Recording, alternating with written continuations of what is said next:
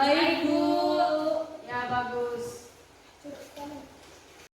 Ya, untuk pengawal pembelajaran kita hari ini, Ibu minta salah satu dari kalian untuk memimpin kita dalam doa. Siapa yang mau? Hikmah, Bu. Baik, silakan Hikmah. Baik, sebelum kita memulai pelajaran pagi hari ini, mari kita berdoa. Berdoa dengan selesai. Ya, terima kasih kepada Hikmah yang sudah memimpin kita dalam doa. Ya, sebelum Ibu mulai pembelajaran hari ini, terlebih dahulu Ibu absen dulu ya. Ya, Bu. Bu. Nur Fatimah. Hadir, Bu. Nur Hikmah. Hadir, Bu. Ya, Nur Hani. Hadir, Bu. Ya, Larasati. Hadir, Bu. Oke, bagus. Hari ini ada semua ya. Ya, Bu. Ya, sebelum kita lanjut ke pembelajaran kita hari ini, terlebih dahulu Ibu ingin mengetes sampai di mana pengetahuan kalian tentang pembelajaran kita minggu lalu. Nah, pada pembelajaran kita minggu lalu siapa yang masih ingat? Saya, Bu. Oke, silakan Hani. Tentang minggu lalu tentang klasifikasi makhluk hidup. Oke, bagus. Kemudian kita lanjut pada pembelajaran kita hari ini.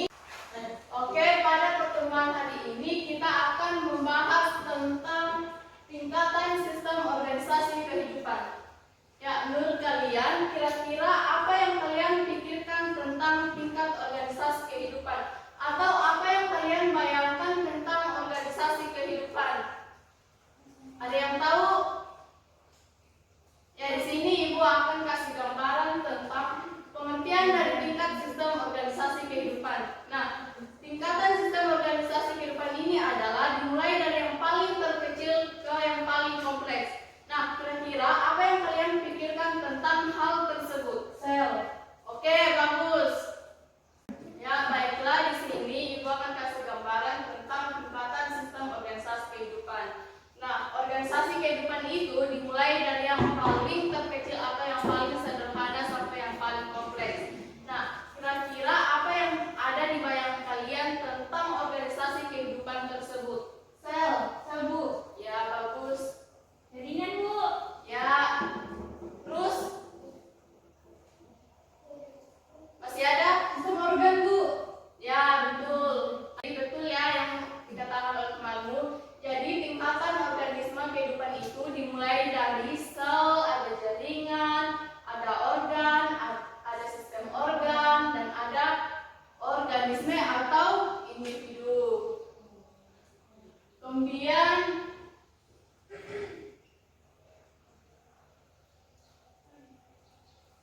seperti yang kita telah ketahui bahwa tingkatan organisme kehidupan itu mulai dari yang terkecil sampai yang paling kompleks. Nah, di sini ada sel. Sel itu merupakan struktur fungsional atau yang paling terkecil penyusun tubuh makhluk hidup. Atau lebih sederhana itu sebagai satuan terkecil penyusun tubuh makhluk hidup. Nah, pada sel ini terdapat komponen-komponen tertentu yang akan membantu sel dalam membentuk sebuah jaringan nantinya. Nah, contohnya sebelum kita lanjut ke materi, Ibu mau bertanya, di dalam ruangan ini apa saja yang terdapat di dalamnya? Kursi, Bu. Ya, ada kursi, meja. Nah, guna dari isi dari ruangan ini guna untuk memperlancar sebuah Pembelajaran. ya, bagus. Sama halnya dengan sel, sel akan bekerja apabila organel-organel yang terdapat di dalamnya dapat bekerja dan beraktivitas dengan lancar. Ya. Kemudian di sini terdapat jenis-jenis sel yang terdapat pada tubuh makhluk hidup. Nah, seperti yang ada di PPT, di situ ada jenis-jenis sel yang terdapat pada tubuh makhluk hidup yang terbagi menjadi dua. Yang pertama, ada sel prokaryotik, di mana sel prokaryotik ini terdapat pada bakteri.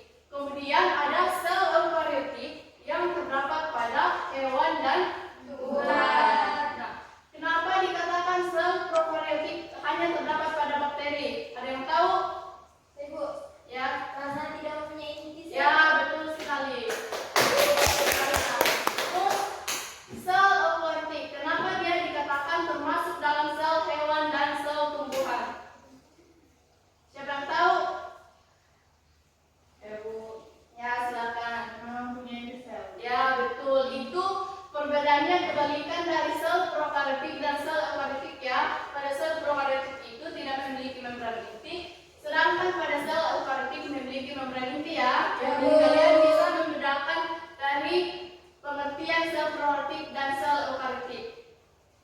Kemudian di situ terdapat organel-organel yang terdapat pada sel hewan dan sel tumbuhan, di mana pada organel-organel ini nantinya akan membantu sel dalam proses pembentukan sebuah jaringan. Ya.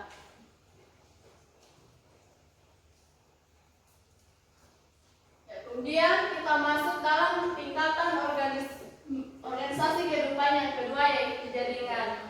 Nah, jaringan inilah yang telah dibentuk oleh sel dengan bantuan organel-organel sel. Nah, pada jaringan ini adalah tingkatan organisasi kehidupan yang berada di antara sel dan organ. Kenapa dikatakan di sini ada organ? Karena nantinya jaringan ini akan membentuk organ tersebut. Kemudian jaringan ini juga merupakan kumpulan dari sel yang memiliki ciri dan fungsi yang sama. Nah, kemudian di sini terdapat jenis-jenis jaringan. Di sini ada jaringan hewan atau manusia dan jaringan tumbuhan. Kemudian pada jaringan hewan dan manusia ini terbagi lagi ke dalam beberapa jenis. Yang pertama, ada jaringan epitel, ada jaringan otot, dan seterusnya. Di mana jaringan epitel ini berfungsi untuk melapisi dan melindungi bagian tubuh makhluk hidup. Ya, kita lanjut pada jaringan hewan yang kedua, itu ada jaringan otot. Nah, jaringan otot ini berfungsi untuk memperkuat berdirinya suatu individu agar dia dapat berdiri dengan kokoh. Kemudian ada jaringan ikat. Nah, fungsi dari jaringan ikat ini untuk mengikat antara tubuh dengan tubuh yang lainnya. Contohnya biasanya terdapat pada siku dan lutut. Kemudian ada jaringan saraf. Nah, jaringan saraf ini berfungsi untuk merespon dan menerima sebuah rangsangan. Ya, sebelum kita lanjut ke jaringan tumbuhan, di sini akan memberikan sebuah gambaran seperti yang telah kita ketahui bahwa jaringan epitel, jaringan otot, jaringan itu memiliki masing-masing fungsi yang berbeda. Nah, pada gambar ini ibu akan menunjukkan ini yang namanya otot jantung. Dia berbentuk seperti jantung. Kemudian ini yang namanya otot lurik. Kemudian ini yang namanya otot polos. Ya. Kemudian kita lanjut ke jaringan tumbuhan. Pada jaringan tumbuhan ini terbagi ke dalam beberapa bagian, yaitu ada jaringan epidermis, ada jaringan meristem, dan ada jaringan pengangkut, dan ada jaringan penyokong. Nah, pada jaringan tumbuhan ini, pada jenis yang pertama jaringan epidermis atau pelindung berfungsi untuk melindungi atau melapisi pada permukaan tubuh tumbuhan.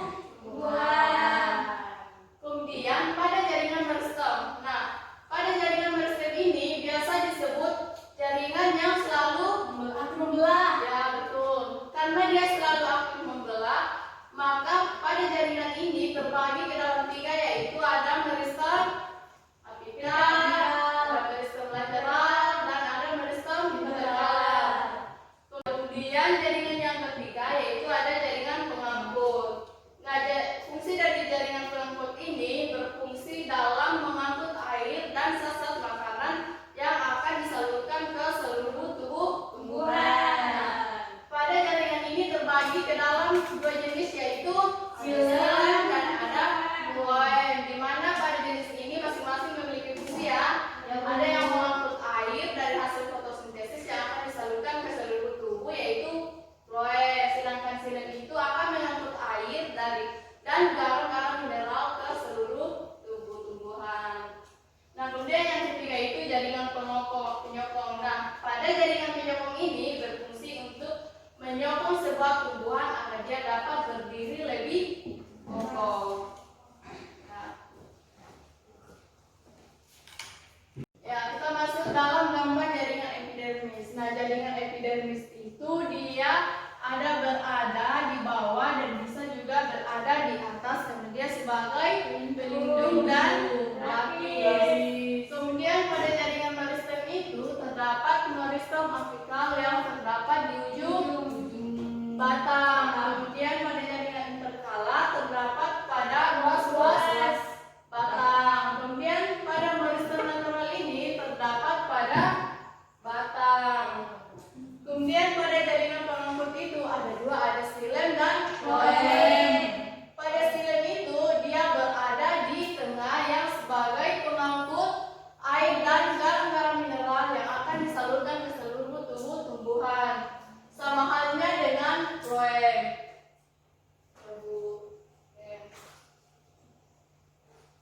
Oke, kita masuk dalam tingkatan organisasi yang ketiga, yaitu ada organ.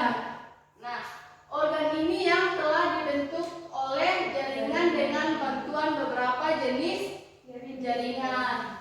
Ya, pada organ ini terbagi ke dalam beberapa jenis. Ada yang organ pada hewan dan manusia dan organ pada tumbuhan. Ya, organ pada hewan maupun manusia itu terbagi lagi menjadi dua, yaitu ada organ dalam dan organ luar. Ya, contoh pada organ dalam itu seperti apa? Paru-paru. Ya, betul. Lambung, usus dan ginjal. Ya, betul sekali. Jadi, sedangkan pada organ luar itu seperti ada mata, hidung, ada telinga, mulut, dan kulit. Ya. Kemudian pada organ tumbuhan. Nah, pada organ tumbuhan ini seperti yang kita biasa ketahui sehari-hari, pada tumbuhan itu ada beberapa bagian. Ada Akar. ya, ada Batang. ya, betul. Ada buah, ada daunnya. Ya. Jadi dari beberapa bagian inilah yang akan membantu proses pertumbuhan. Kemudian kita lanjut pada organisasi tingkat kehidupan yang keempat, yaitu ada sistem organ. Ya, ada sistem organ. Ya, kita masuk dalam sistem organ. Nah, sistem organ ini merupakan kumpulan dari beberapa organ yang memiliki fungsi tertentu. Kemudian pada sistem organ ini terdiri dari beberapa jenis. Ada sistem organ pada hewan atau manusia dan ada sistem organ pada tumbuhan. Nah, pada sistem organ pada hewan ini terdiri dari beberapa jenis. Ada sistem pernapasan, ada sistem pencernaan. Nah, pada sistem pernapasan ini terbagi lagi beberapa organ, yaitu ada hidung, ya, ada hidung, ada laring, ada laring, ada trakea, dan seterusnya. Kemudian pada sistem organ tumbuhan,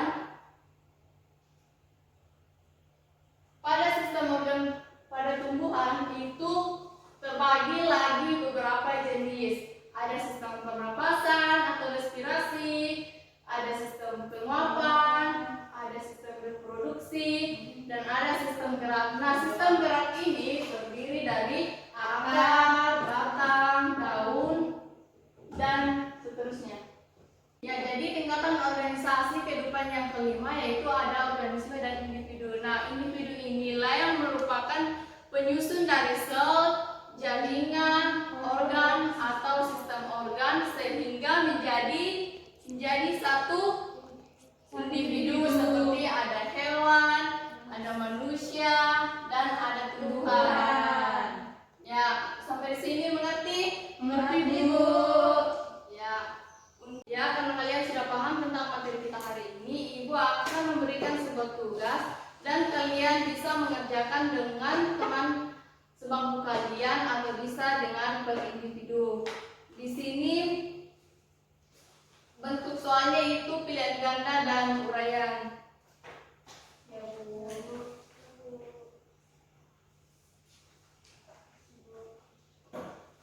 Waktu pengerjaan soalnya Ibu kasih 10 menit ya. Ya, Bu. Jika ada yang ingin ditanyakan, silakan.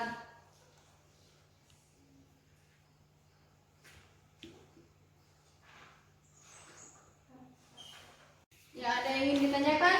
Saya, Bu. Ya, bagaimana? Saya lupa yang bagian ini.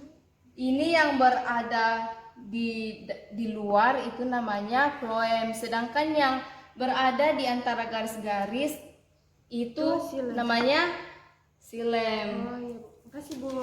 Ya, ada yang lain yang ingin bertanya? Udah Bu. Sudah, Bu. Ngerti Bu, ngerti.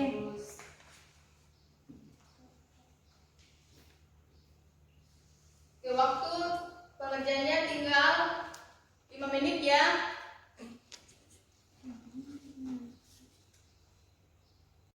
Ya, waktu pengerjaannya sudah selesai ya. Ya Bu. Ibu harap kalian kumpul ke saya. Kumpul lah.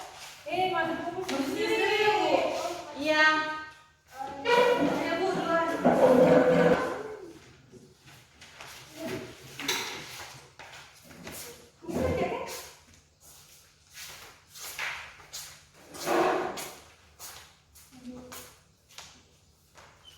Ya, terima kasih buat kalian karena sudah mengumpulkan tugas. Ya Bu. Ya, sudah cukup pembelajaran kita hari ini karena kalian sudah paham. Di sini Ibu akan menyimpulkan dari materi kita. Jadi, pada tingkatan sistem organisasi kehidupan itu dimulai dari unit yang paling terkecil sampai yang paling kompleks, yaitu ada sel, ada jaringan, ada organ, dan ada sistem organ. Nah, dari tingkatan-tingkatan tersebut akan bergabung untuk membentuk sebuah yang namanya Individu. Ya, betul sekali. Ya, Ibu pesankan hari ini kalian harus terus belajar dan jangan malas-malasan. Ya Ya, Bu. sebelum kita mengakhiri pembelajaran kita hari ini, Ibu minta salah satu dari kalian untuk memimpin kita dalam doa. Siapa yang mau? Ya, silakan.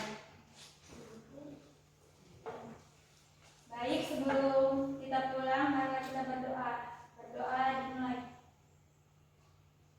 Doa selesai. Ya, terima kasih kepada Hikmah telah memimpin kita dalam doa. Sekian dari pembelajaran kita hari ini. Ibu ucapkan terima kasih dan selamat siang. Siap.